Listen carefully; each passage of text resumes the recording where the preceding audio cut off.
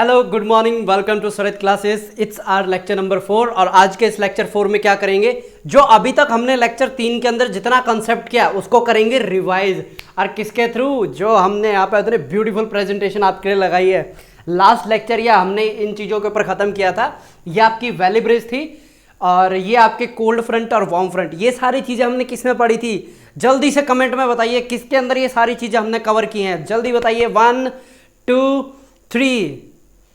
Anomalous temperature नहीं बेटा, anomalous में नहीं करवाया। कोई कह रहा है स्ट्रक्चर किसका, ये पूरा लिखो भाई, क्या लिख रहे हो। ये हमने करा था, बिल्कुल सही जवाब। अब सही आ रहे हैं टेम्परेचर इन्वर्जन के अंदर। अच्छा, अब ये बताइए टेम्परेचर इन्वर्जन की किस टाइप के अंदर आता है, ये एडवेक्शनल या फिर सरफेस, कौन सी टाइप की है ये।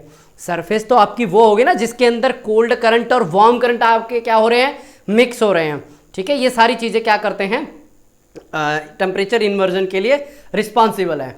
तो हमने इस पीपीटी का क्या किया था, यूज करना स्टार्ट किया था और ये हमने क्या एक बेसिक जानकारी यहाँ पे आपको प्रोवाइड की थी कि किस तरीके से लेयरिंग बनती है। ठीक है, यहाँ पे अब आपको क्या करना है, यहाँ पे आपको इस वीडियो को रोक के एक एक शब्द को ध्यान से पढ़िए। ठीक है, और मैं अपने आप को करता हूँ गायब। देख लीजिए क्या लिखा है यहाँ पे, अर्थ क्लाइमेट सिस्टम, और ये एनर्जी एंटरिंग, ये क्या था, मेरे पीछे जाके छुप गया था। तो चलिए मैं दोबारा प्रकट हो चुका हूँ। ओके, ये बिल्कुल सिंपल सी है, आपके वेल टू नोन है, मतलब सेल्फ स्टडी के लिए मैंने आपके लिए लगाई है। इसको एक बार देख लीजिएगा। यहाँ से क्या स्टार्ट होती है, इम्पोर्टेंस ऑफ एटमॉस्फेयर। ये आपका जो लेक्चर नंबर 1 आया ना, उसके अंदर ये सारी चीज़ें मैंने ऑलरेडी करवा दी हैं। तो मुझे लगा कि आपको मैं पीपीटी शो कर दूँ ताकि आप क्या कर पाएँ, इसको अच्छे से गो थ्रू कर पाएँ। ठीक है, एक मिनट रुक जाइए, मुझे ये स्लाइड इधर करनी थी। ओके, नेक्स्ट है कंपोजिशन ऑफ एटमॉस्फेयर। एटमॉस्फेयर किन किन चीज़ों से मिलके बना है, गैस। ठीक है, फिर उसके बाद इसमें कांस्टेंट गैस होती है और कुछ वेरिएबल गैस होती हैं। अब ये कांस्टेंट गैस और वेरिएबल गैस क्या है, ये इतनी डेप्थ में हमें देखना नहीं है, लेकिन जो पॉइंट किताब में नहीं दिया था यहाँ पे मैंने आपको प्रोवाइड कर दिया है। इन केस अगर कुछ ऐसा पूछा जाए तो आप क्या कर पाएंगे, आंसर। ठीक है, ओके, मैं अपने आप को उठा के इधर रख लेता हूँ, या इधर ही सही हूँ अभी। ओके, ये है कंपोजिशन ऑफ एटमॉस्फेयर, जो यहाँ पे मैंने आपको पूरे नाइट्रोजन, ऑक्सीजन, फास्फोरस, ये पहले इंट्रोडक्टरी लेक्चर के अंदर करवाया था ना। ये एकदम से दिमाग से निकल गई थी कि आपको ये पूरा प्रोवाइड करना है। एक मैंने बोला था ना, चार्ट आपके लिए बना के रखा हुआ है कि कौन सी गैस आपको ऊपर एटमॉस्फेयर में मिलती हैं, रटना है। अरे नहीं भाई, कभी खाली वक्त मिले तो एक बार इसको गो थ्रू जरूर कर लीजिएगा।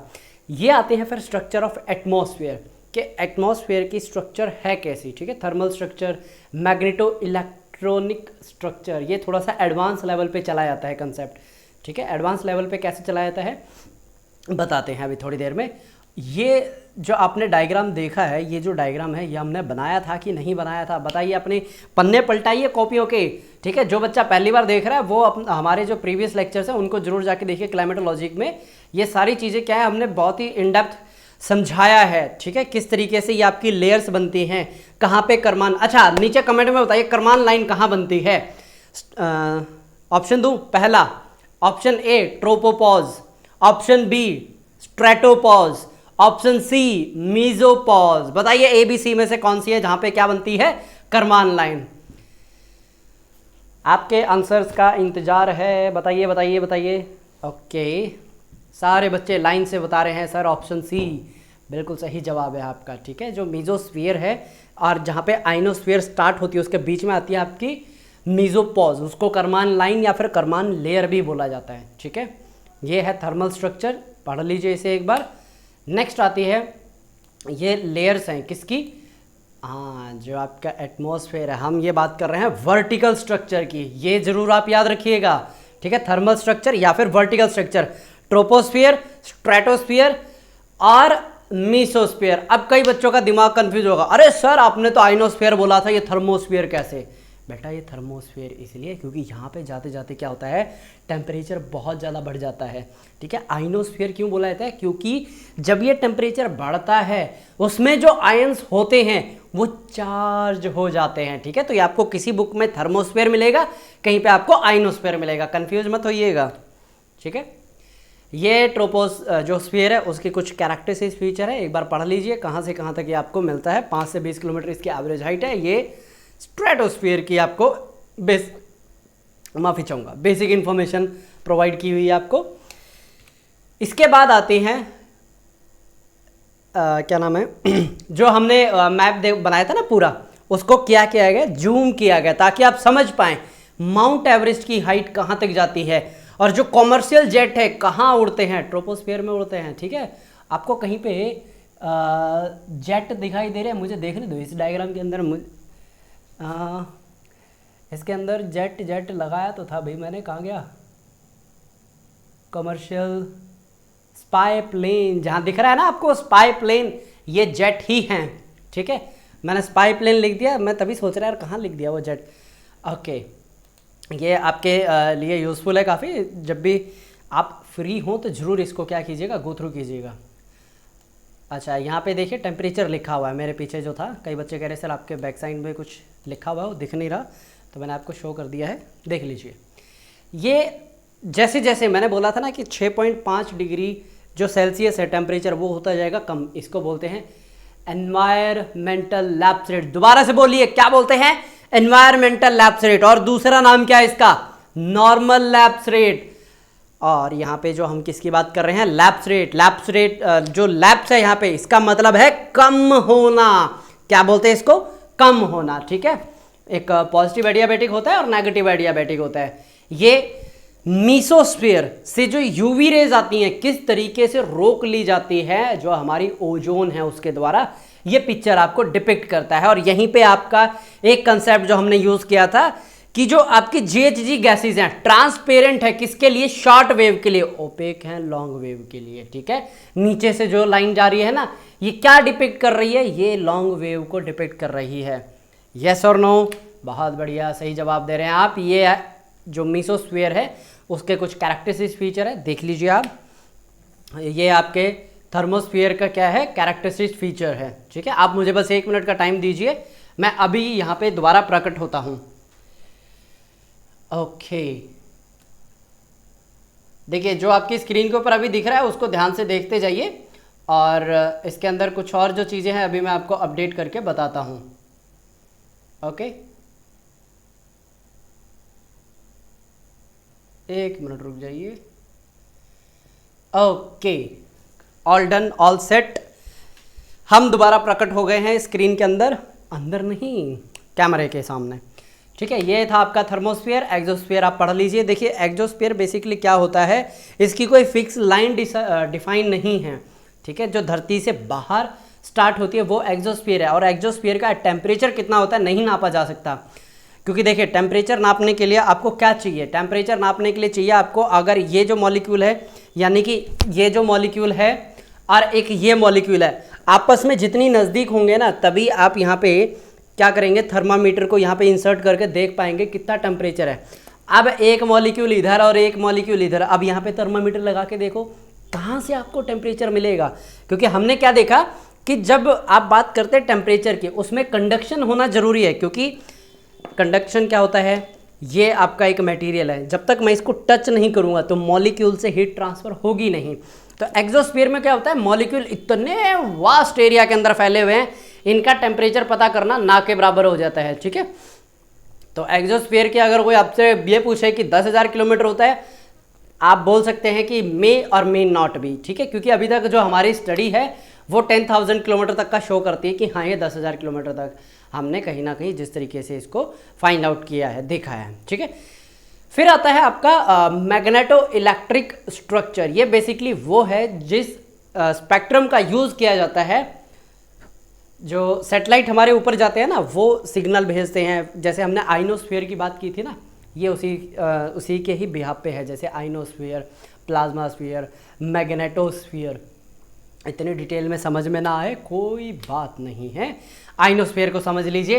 डी रीजन, ई रीजन, एफ रीजन, और एफ भी आगे जाके 2 में कन्वर्ट हो जाता है, F1 और F2 में। ठीक है, और जो आपका इसमें जो F1 है इसके एक बार रेंज देखिए कितनी है, F2 की रेंज देखिए। ठीक है, यानी कि जो डी रीजन है आपका 60 से 90 किलोमीटर के बीच में आता है, और नाइट के समय ये क्या हो जाते हैं, डिसअपियर हो जाते हैं।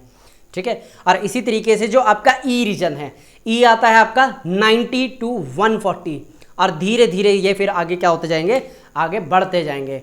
और बेसिकली करते क्या है डी और ई रीजन, देखिए जो नीचे से गया सिग्नल ई रीजन से टकरा के क्या आ जाता है, वापिस आ जाता है, ई से टकरा के डी से टकरा के वापिस आ जाता है।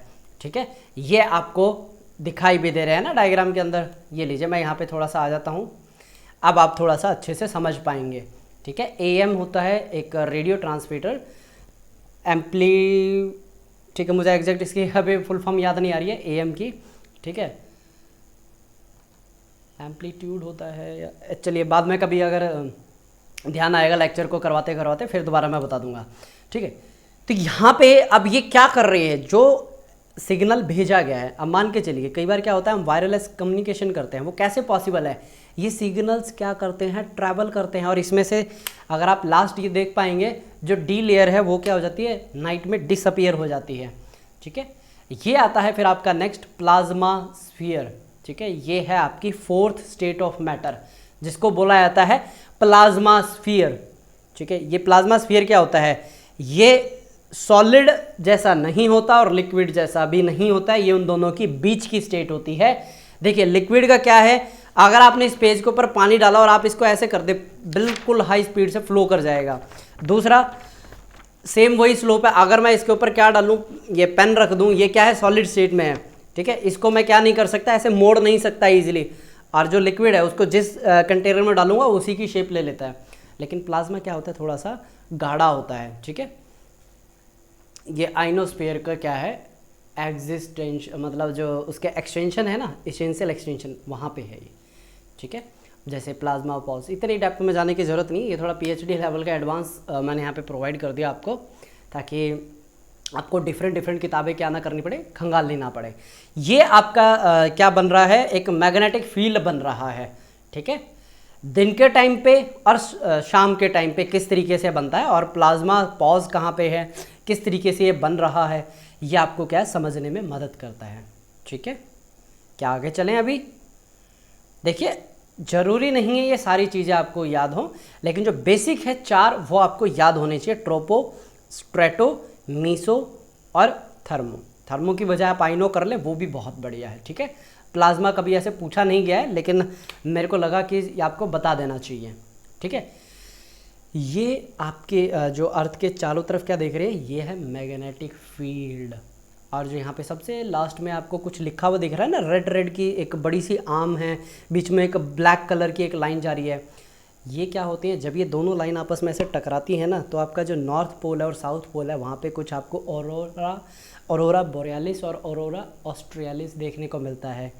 जो ऑस्ट्रेलिया की तरफ है वो है ऑस्ट्रियालिस, जो नॉर्थ पोल की तरफ है उसको बोलते हैं बोरियालिस, क्योंकि जो पोलर बेर है वो वहीं पे मिलता है। ठीक है, इस तरीके से आप नाम याद कर सकते हैं। ये है फिर आपका मैग्नेटोस्फीयर। मैग्नेटोस्फीयर जो आपका चुंबकीय क्षेत्र होता है ना, ये जो पीछे आपने देखा है, ये समझ सकते हैं आप। ठीक है, इसकी सहायता से, हालांकि वो तो है प्लाज्मा स्फीयर का, ये एक्चुअल डायग्राम है मैग्नेटोस्फीयर का, किस तरीके से जो अर्थ घूमती है, मतलब उसके पास क्या है, सॉलिड कोर है या लिक्विड कोर है, दोनों है उसका पास, मीन्स उसके पास आउटर और जो इनर कोर है वो क्या है, सॉलिड लिक्विड दोनों के कॉम्बिनेशन में है। जब ये घूमते हैं तो क्या क्रिएट करते हैं, मैग्नेटिक फील्ड, और कुछ इस तरीके की स्ट्रक्चर दिखाई देती है। ये आपको बोलते हैं ना कि बेर आँखों से नहीं दिख सकती, ये जब इंस्ट्रूमेंट्स के थ्रू एक पर्टिकुलर बोलते हैं ना कि एक्सपेरिमेंट किया जाता है कि कहाँ पे कितना डिफ्लेक्शन हो रहा है मैग्नेटिक के अंदर, वहाँ से पता चलता है कि कुछ इस तरीके की चीज़ें भी अवेलेबल हैं अर्थ की प्रोटेक्शन के लिए। ठीक है, ये एक्स्ट्रा राइटअप है, इसको एक बार देख लीजिए। एंड ये फाइनली आपको दिखाने के लिए कि किस तरीके से जो सोलर विंड आती हैं, ठीक है, सोलर प्लाज्मा जो विंड की प्लाज्मा होती है किस तरीके से आती हैं और एंटर करती हैं अर्थ के मैग्नेटिक फील्ड में, और पूरा मैग्नेटिक फील्ड कैसा होता है, चमकना स्टार्ट हो जाता है। ठीक है, तो यहाँ पे जो हमारा मेन टॉपिक था, जो कंपोजिशन हमें देखनी थी वो हुई है कंप्लीट। तो अभी मैं क्या करने वाला हूँ, अभी मुझे इसमें यहाँ पे ना स्लाइड्स चेंज करनी है, तो उसके लिए मुझे दीजिए आप थोड़ा सा टाइम, मैं वीडियो को पॉज करके 3-4 स्लाइडें हैं अलग अलग लेक्चर्स की, वो मैं क्या करूँगा अभी ऐड करके दे देता हूँ आपको। ठीक है,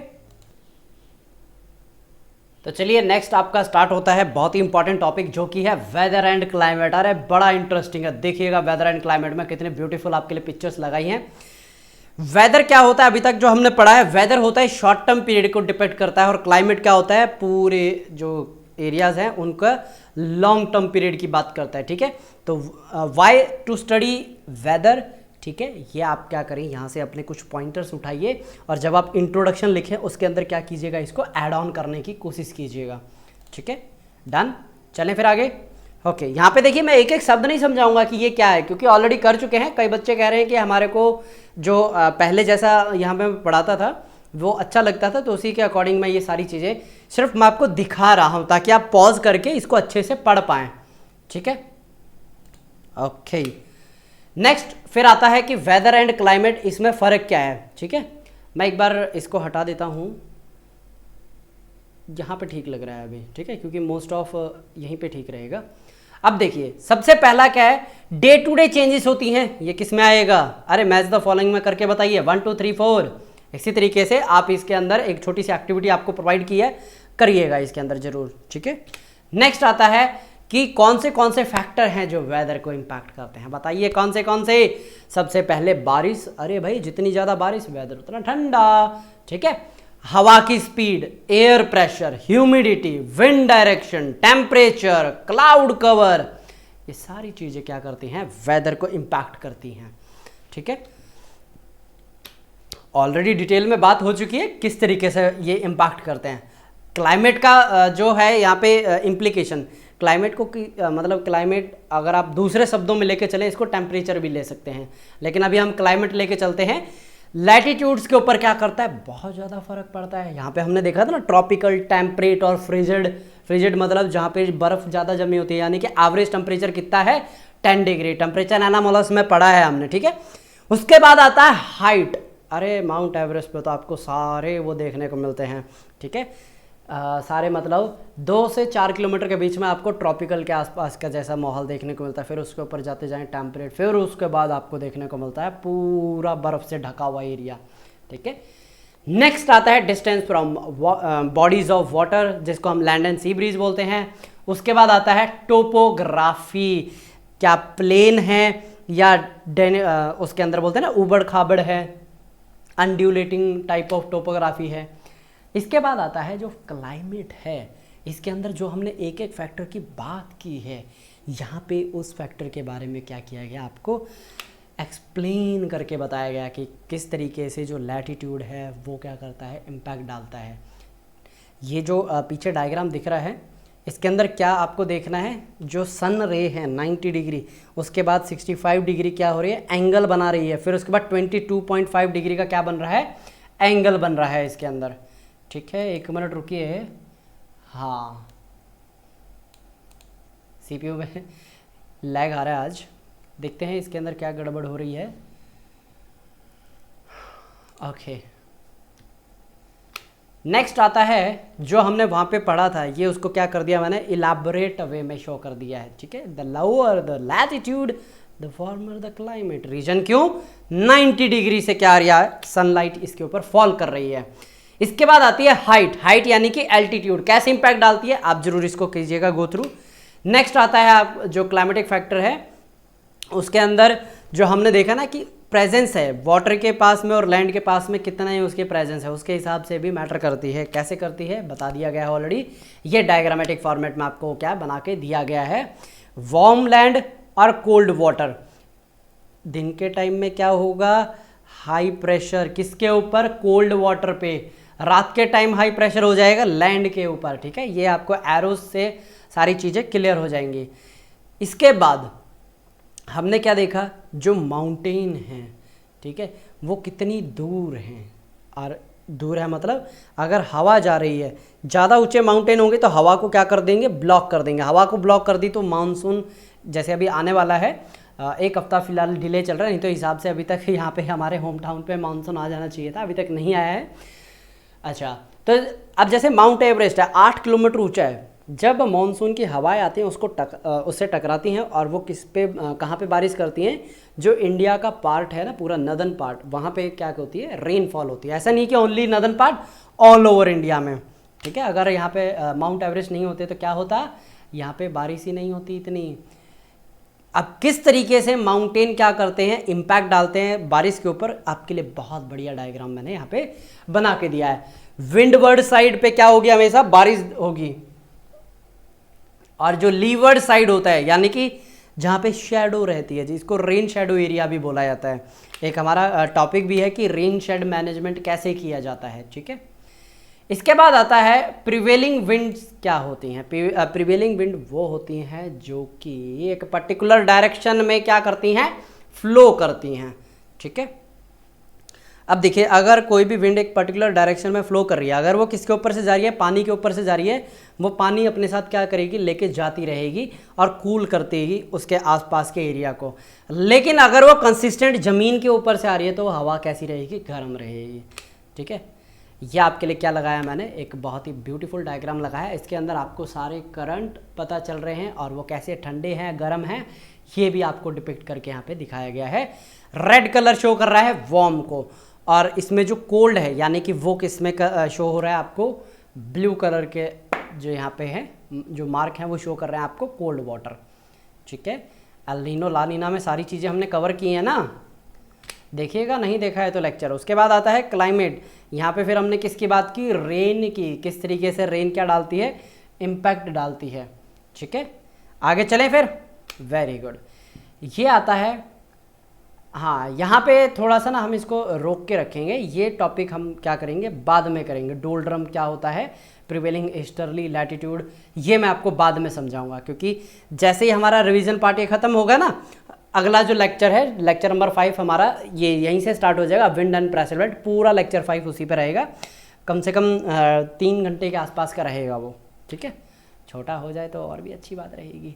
ये सीजनल विंड्स है, उसी में ही करेंगे, अभी से ये विंड वाला हमारा टॉपिक आया नहीं है, ठीक है। फिर ये सदन, ये भी हमारा उसमें नहीं आया है। तो यहाँ पे क्या होता है, हमारा जो रिविजनल पार्ट था किसका, वेदर एंड क्लाइमेट का, वो होता है कंप्लीट। अब मैं यहाँ पे एक और स्लाइड लगाने जा रहा हूँ, उससे पहले मैं क्या करता हूँ, वीडियो को पॉज करता हूँ ताकि मैं वो स्लाइड लगा पाऊँ। ऑलराइट, स्लाइड्स आ चुकी हैं और अभी हम क्या करने वाले हैं, वेरिएशन देखने वाले हैं। किसके बीच में, इंसोलेशन, यानी कि जो धूप आ रही है, यही तो हमारा नेक्स्ट टॉपिक था। तो चलिए एक बार इंसोलेशन को आप एक बार गो थ्रू कीजिए। क्या दिख रहा है आपको, सूरज की रोशनी आपको एक पर्टिकुलर लोकेशन पे गिरती हुई दिख रही है, जो कि आपको क्या शो कर रही है। अच्छा, एक काम करते हैं, ये आपको मैं सिर्फ डायग्राम शो करता हूँ, ठीक है, ताकि आप इसको अच्छे से समझ पाएँ। दिखाई दे रहा है सनलाइट डायरेक्टली कहाँ गिर रही है, अभी तो आपको बिल्कुल परफेक्ट दिखाई देगा। मैं अपने आप को गायब कर लूँ, ये लीजिए मैं गायब हो गया। देखिए यहाँ पे क्या है, लो एंगल ऑफ इनकमिंग सनलाइट, फिर उसके बाद आता है आपका सनलाइट डायरेक्टली ओवरहेड। अब पता चल गया इक्वेटर के ऊपर क्यों ज़्यादा बारिश होती है, इसके पीछे ये रीज़न है। शॉट ले लिया आपने, मीन्स स्क्रीनशॉट ले लिया इसका, ठीक है। अब क्या करते हैं, अपने काम को आगे बढ़ाते हैं। उससे पहले स्लाइड को परफेक्टली साइज़ में ले लेते हैं, अदरवाइज़ आगे की जो स्लाइड है वो प्रॉपरली नहीं आएंगी, ठीक है। यहाँ पे आपको क्या दिखाई दे रहा है, insolation can vary by changes in its intensity and duration, ठीक है। हाँ, ये छोटा ही है, इंसोलेशन में ज़्यादा वक्त नहीं लगेगा। फिर उसके बाद है variation in intensity and angle of insolation, किस तरीके से इंपैक्ट डालता है, आप इसको जरूर गो थ्रू कीजिए पूरा। यहाँ पे फिर जो अर्थ की शेप है वो भी क्या करती है, इंपैक्ट डालती है इंसोलेशन के ऊपर, ये मैंने ऑलरेडी आपको करवा दिया है। नेक्स्ट आता है जो अर्थ की एटमॉस्फेयर है वो भी क्या डालती है, इंपैक्ट डालती है। किस तरीके से, यहाँ पे मैंने आपको, एक मिनट रुकिए, कुछ ब्लिंकिंग करता हुआ दिख रहा है क्या, हाँ एक मिनट रुकिए, मैं इसको सेट कर लेता हूँ। ये हमने कर लिया था फैक्टर जो कि इफेक्ट करते हैं इंटेंसिटी, उसके अंदर अर्थ के एटमॉस्फेयर की भी बात आई थी। और अर्थ के एटमॉस्फेयर की किस तरीके से, याद कीजिए, green house gases, ozone gases किस तरीके से इंपैक्ट डालती हैं, ओके। इसके बाद आता है लैटिट्यूड, कि लैटिट्यूड किस तरीके से इंपैक्ट डालता है। समर सॉलिसिट 21 जून, ठीक है, ट्रॉपिक ऑफ कैंसर। उसके बाद आता है ये विंटर सॉलिसिट 21 दिसंबर, हाँ मुझे पता है, मैंने वहाँ पे 22 लिखवाया है, ठीक है। During the fall and spring, ये जो हमने क्या बनाया था, एक कंप्लीट डायग्राम बनाया था ना बीच में, हाँ ये वाला डायग्राम बनाया था, बीच में क्या था, सन बनाया था और चारों तरफ पूरी एक डिटेल आपको प्रोवाइड की थी। ये आपको एक ही डायग्राम में देना चाह रहा था मैं, लेकिन क्या हुआ, थोड़ी सी डिटेल आपको मैं और एक्स्ट्रा देना चाह रहा था, इसलिए वन बाय करके आपको यहाँ पे सारी चीज़ें प्रोवाइड कर दी है। जो मैक्सिमम इंसोलेशन है वो सोलर नून के आसपास जो होती है ना, तब आपको दिखाई देती है, पहुँचती हुई दिखाई देगी। अगला जो यहाँ पे जो बोलते हैं ना ड्यूरेशन ऑफ इंसोलेशन है, जो इम्पैक्ट डालती है, लैटिट्यूड विद सीजनल चेंजेस। जरे सीजन भी तो चेंज होते हैं, कभी गर्मी आती है, कभी सर्दी आती है, कभी पतझड़ आती है, ठीक है। और अलग अलग जो यहाँ पे इवेंट आते हैं वो किस तरीके से इम्पैक्ट डालते हैं, एक बार देख लीजिए आप। एक मिनट रुक जाइए। ओके, अभी क्या है कि मैं गायब ही रहूँगा, आपको ये स्क्रीन देखनी है, ठीक है। स्क्रीन देखते जाइए और कहीं पे कोई डाउट हो तो ज़रूर पूछ लीजिएगा। मैक्सिमम टेम्परेचर कब होता है, मैक्सिमम टेम्परेचर कब होता है और कहाँ ये किया गया है, बताइए बताइए। 3 अगस्त को न्यूयॉर्क के बीच के ऊपर पाया गया सबसे ज़्यादा टेम्परेचर, लेकिन ये अभी ना चेंज हो चुका है, ठीक है। मेरे को अपडेटेड डेटा मिला नहीं, लेकिन रिसेंटली मैंने पढ़ी थी खबर, ये जो हाईएस्ट टेम्परेचर का जो डेटा है ये चेंज हो चुका है, ठीक है। अगर मेरे को मिलता है मैं ज़रूर बताऊंगा। ये है लोवेस्ट, ओके। इसके बाद आता है डेली टेम्परेचर में मैक्सिमम और मिनिमम। ये रेंज आपको कहाँ देखने को मिलेगी मैक्सिमम, पानी में या ज़मीन में? अब वैसी बात है ज़मीन में। ज़मीन पे आपको क्यों देखने को मिलेगा, क्योंकि ज़मीन क्या नहीं होती, मोबाइल नहीं होती, ठीक है। तो यहाँ पे हमारा एक और कंसेप्ट होता है कंप्लीट, और इसी के साथ मैं क्या करता हूँ, यहाँ पे अपना आज का जो लास्ट जो यहाँ पे रिवीजन करने के लिए मॉड्यूल चाहिए था वो हम यहाँ लगा लेते हैं।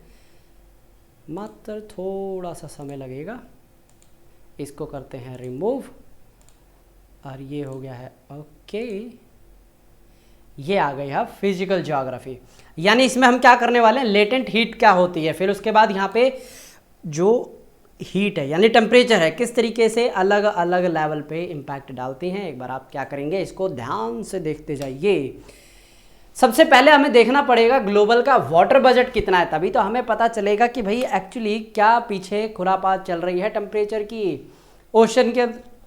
ओशन में टेम्परेचर कितना है, 97.2%। फिर उसके बाद ग्लेशियर में, और यहाँ पे देखिए हमारे पास जो पीने लायक पानी है जिसे हम अंडरग्राउंड सोर्स बोलते हैं वो है 1% का भी आधा, यानी कि 0.5% है, ठीक है, जो कि हमारे लिए पीने के लिए अवेलेबल है। अब ये क्या है, एक हाइड्रोलॉजिकल साइकिल चलता है, पानी पहले गर्म होकर ऊपर जाएगा, फिर ठंडा होगा, फिर नीचे आएगा, फिर ग्राउंड में जाएगा, और हम क्या करेंगे, बोरवेल लगा के पानी बाहर खींचेंगे, थोड़ा सा वेस्ट करेंगे, थोड़ा सा यूज़ करेंगे, ये पूरा एक हाइड्रोलॉजिकल साइकिल चलता रहेगा, ठीक है।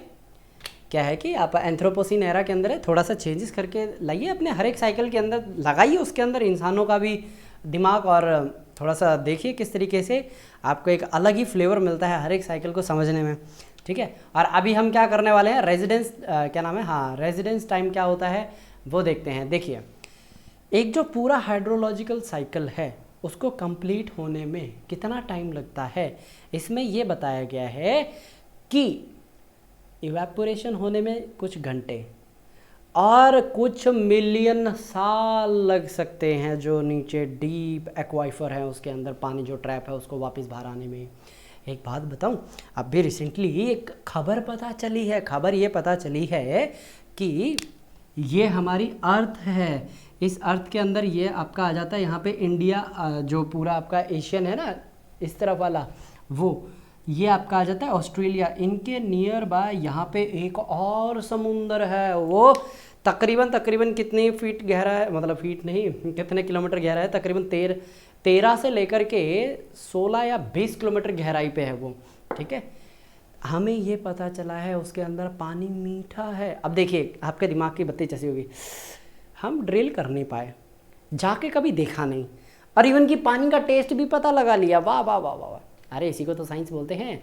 हमने क्या किया, उसके अंदर वेव्स छोड़ी, वेव की जो यहाँ पे हमने स्टडीज़ की, कितनी वापस आई कैसे, वो तभी हमें पता चला है कि इतना बड़ा एक्वाइफर है नीचे, और यही है जो डीप एक्वाइफर है, उसके अंदर पानी मिलियंस ऑफ ईयर तक रहता है।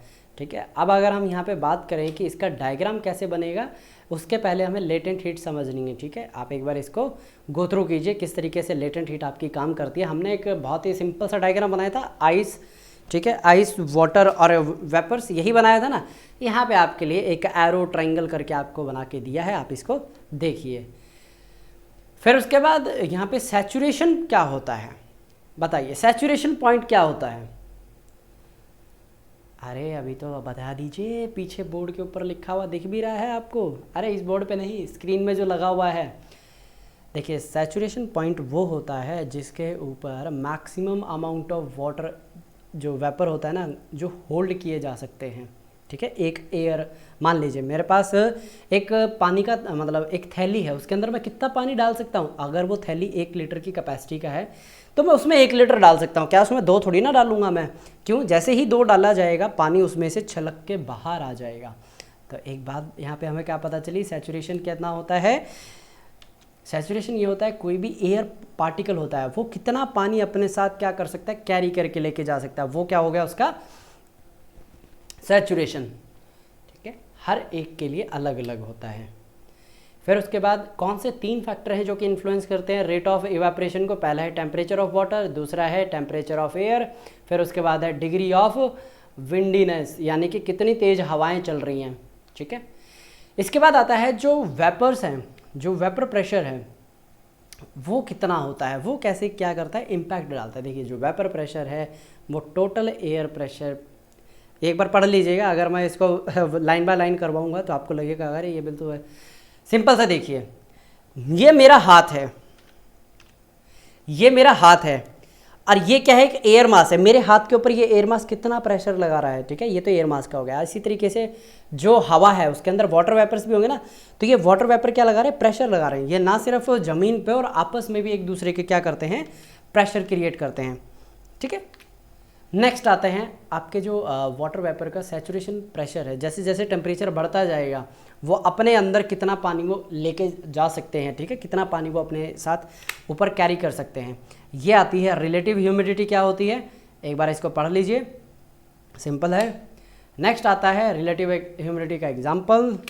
इसके बाद आता है रिलेटिव ह्यूमिडिटी को कैसे आप देख सकते हैं। एक मिनट रुकिए, ये बिल्डिंग पता क्या दिखा रही है, ये बिल्डिंग ये दिखा रही है जैसे ही इसके साथ हवा टकराई, हवा के पास जो नमी थी ना वो किस में कन्वर्ट हो गई, वो यहाँ पे आपको ओस जैसी दिखाई दे रही है ना, हवा के अंदर पानी की बूंदें।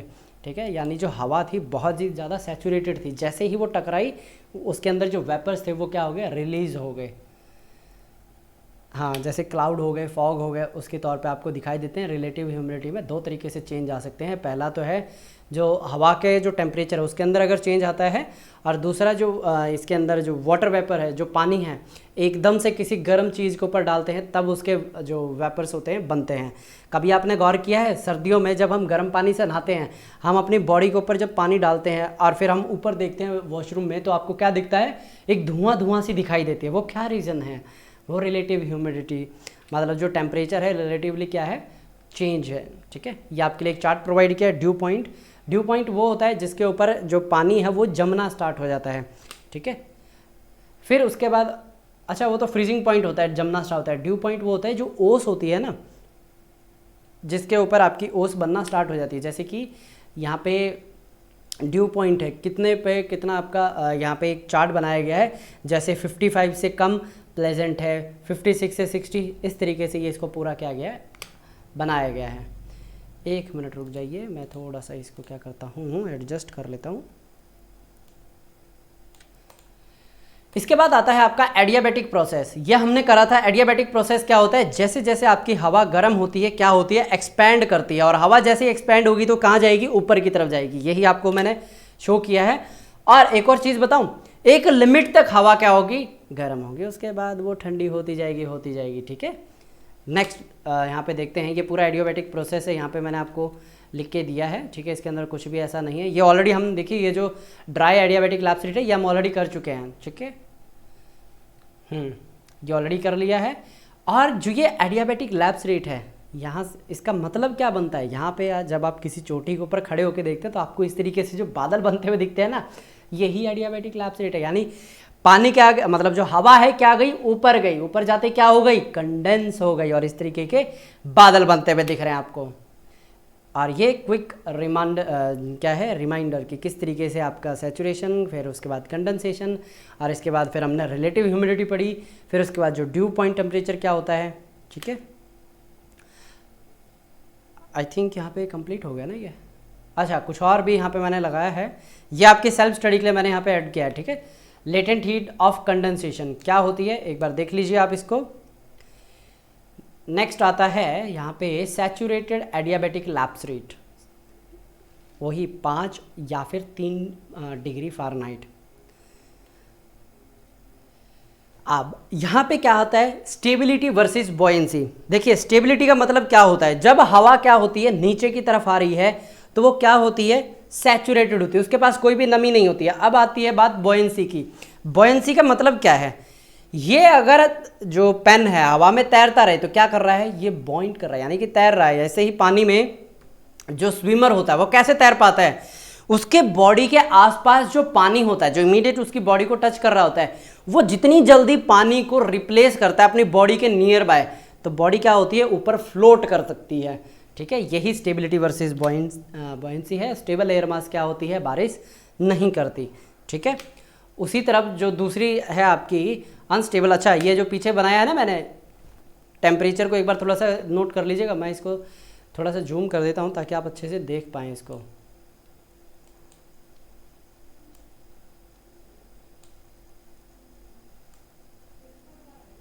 अभी दिखाई दे रहा है ना क्लियर आपको, स्टेबल एयर मास क्या होती है, किस तरीके से टेम्परेचर बढ़ता जाएगा नीचे आते आते आते।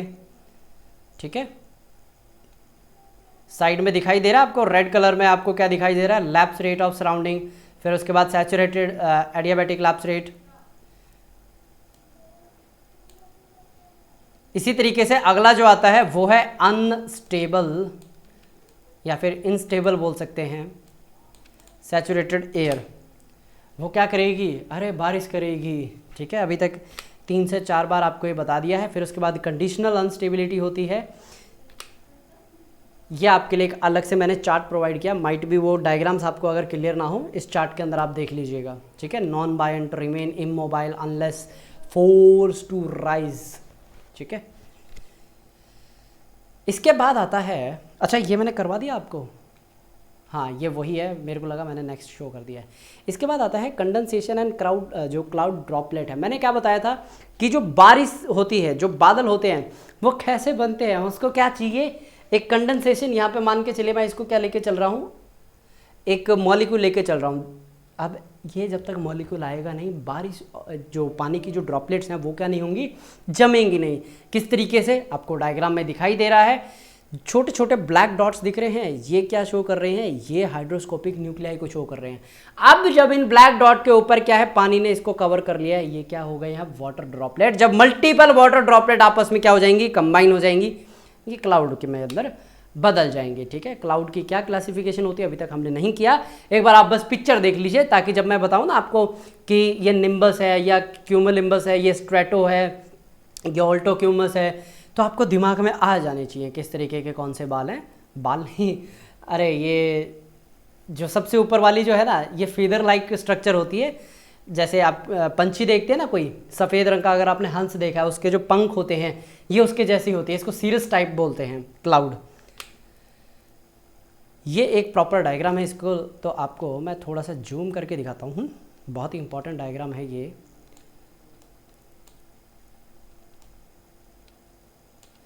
इसके अंदर ना आपको हर एक शेप और साइज़ पता चल जाएगी कि कौन से बादल की कौन सी शेप होती है, इवन की नाम तक यहाँ पे मैंने किया है, आपको शो करके दिखाया। मैं इतने दिन से जो कह रहा था ना, क्यूमुलिम्बस इतना 9 किलोमीटर की हाइट तक होता है, देख लीजिए कितनी बड़ी हाइट को कवर करता है क्यूमुलिम्बस। फिर उसके बाद आता है क्यूमुलस क्लाउड। ठीक है, चिंता मत कीजिए, ये प्रॉपर डायग्राम है, इसको बनाएंगे।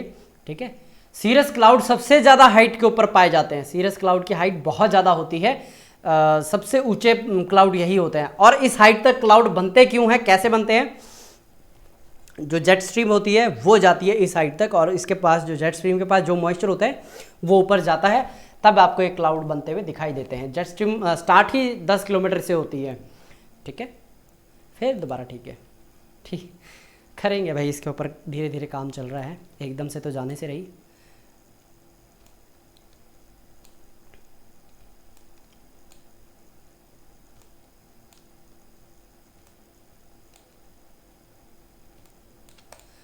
ओके ये था आपका एक्स्ट्रा क्रेडिट सेक्शन, और फिर आपके लिए मैंने अभी ही प्रोवाइड कर दिया है क्लाउड टाइप। आप इसको एक बार पढ़ लीजिएगा, क्योंकि अगला जो हमारा टॉपिक है प्रेशर विंड बेल्ट, इसी के ऊपर ही है।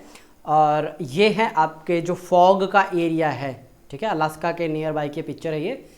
किस तरीके से जो ग्राउंड है वो क्या होता है, इम्पैक्ट होता है, किस तरीके से ऊपर से जब आती है आपकी गर्म हवा, मतलब जो कोल्ड वाटर और वार्म वाटर, अगर वार्म वाटर है, ऊपर पानी कैसा है, ठंडा है, तो किस में कन्वर्ट हो जाएगी, फॉग आपको बनते हुए दिखाई देगी ना, ठीक है। 4 टाइप ऑफ यहाँ पे फॉग मीन्स जो यहाँ पे धुंध बनती है ना, उसके पीछे के रीज़न क्या है। सबसे पहले अगर 2 डिफरेंट आपके करंट मिलते हैं, कोल्ड और वार्म, ठीक है, पहली बात। दूसरा, अगर एकदम से जो आपकी गर्म हवा है ऊपर जा रही है, ठीक है, आपके बादल मीन्स आपके तो नहीं बनेंगे, ऊपर बादल बनते हुए दिखाई देंगे कि ये रीज़न है, तब भी आपको दिखाई देगा। या फिर जो आपका टेरेस्ट्रियल ग्राउंड है वो एकदम से ठंडा हो जाए, तब आपको फॉग दिखाई देने देखिए आप देख पाएंगे। और कई बार क्या होता है, जब ड्यू होती है, जिसको हम बोलते हैं ना, फ्रॉस्ट को बोलते हैं शायद, पाला, ये ओस है ये, ठीक है। ये मकड़ी ने क्या बनाया, अपना जाला बनाया, और पूरी रात इसके ऊपर क्या है, ओस आके गिरी है। अगर यही 0 से नीचे टेम्परेचर हो जाता ना, यही अगर 0 से नीचे टेम्परेचर होता तो क्या हो जाता, ये बर्फ़ में कन्वर्ट हो जाती। लेकिन अब ये बर्फ़ में कन्वर्ट नहीं हुई है, ये ओस है। ये इतनी चमक पता क्यों रही है, क्योंकि सूरज की इसके ऊपर रोशनी पड़ रही है। तो यहाँ पे देखिए हमारा जो मेन जो काम था, ये बेसिकली मैंने ये लेक्चर इसीलिए कंडक्ट किया है क्योंकि काफ़ी सारे बच्चे कह रहे थे सर आपने वो नहीं करवाया। क्या नहीं करवाया, आपने जो अलग अलग यहाँ पे इतनी सारी चीज़ें दिखाई, उनके डायग्राम शो नहीं किए। तो मैंने ये सोचा चलो भाई 4 लेक्चर हो गए, और मैंने बताया भी था 4 से 5 लेक्चर कंप्लीट होते ही मैं ये इनके सारे डायग्राम से एक साथ शो कर दूंगा। और आप बच्चे काफ़ी अच्छे सवाल पूछ रहे हैं, इट मीन्स आप जो लेक्चर्स हैं उनको काफ़ी अच्छे से देख रहे हैं, डाउट्स आ रहे हैं, इट मीन्स आप ध्यान लगा रहे हैं, ठीक है। आप इसी तरीके से अपने डाउट्स पूछते रहिए ताकि हम क्या कर पाएँ, उसका एक प्रॉपर आपको एनालिसिस प्रोवाइड कर पाएँ, उसका सोल्यूशन दे पाएँ, ठीक है। ओके तो आज का लेक्चर करते हैं हम यहीं पे ही समाप्त। और ये मैंने बोर्ड इसलिए मिटाया ताकि अगले लेक्चर की अभी मैं रिकॉर्ड करने वाला हूँ वो आपको मिल पाए, ठीक है। लास्ट में जाते जाते फिर एक बार और, ठीक है, तो यहाँ पे योगेश सर के लेक्चर का भी टाइम हो चुका है, तो चलिए अपने लेक्चर को इवनिंग में रिकॉर्ड करेंगे, अपना ही टाइम है, अपना ही स्टूडियो है। तो चलते हैं अपने नेक्स्ट टास्क के ऊपर। आपका क्या काम है, पढ़ते रहिए, बढ़ते रहिए, कुछ समझ में नहीं आया तो पूछते रहिए। आप सभी से मैं चाहता हूँ अभी विदाई, मेरी तरफ से आप सभी को।